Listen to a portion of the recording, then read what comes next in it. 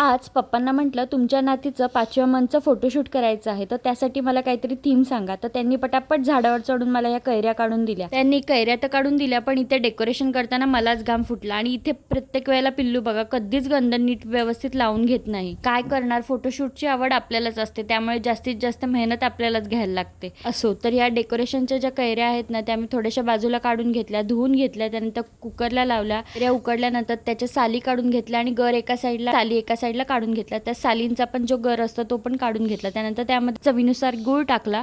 इथे तुम्ही गुळाची क्वांटिटी कमी जास्त करू शकता तुमच्या आवडीनुसार. त्यामध्ये वेलची पावडर टाकली आणि अशा प्रकारे मिक्सरमधून हे सर्व मिश्रण काढून घेतलं. अशा प्रकारे हे घट्ट होतं फ्रीजमध्ये ठेवल्यावरती. मिश्रण तयार करण्यासाठी एका ग्लासमध्ये 1 चम्मच पल्प टाकायचा, त्यामध्ये 1 चम्मच जिरेपूड टाकायची, चवीनुसार मीठ टाकायचं, त्यानंतर पाणी टाकून सर्व मिश्रण एकत्र करायचं. त्यानंतर सर्विंगसाठी त्यामध्ये बर्फ आणि थोडं पुदिन्याची पानं टाकायची. अशा प्रकारे थंडगार पन्नं बनवून रेडी आहे. बाय.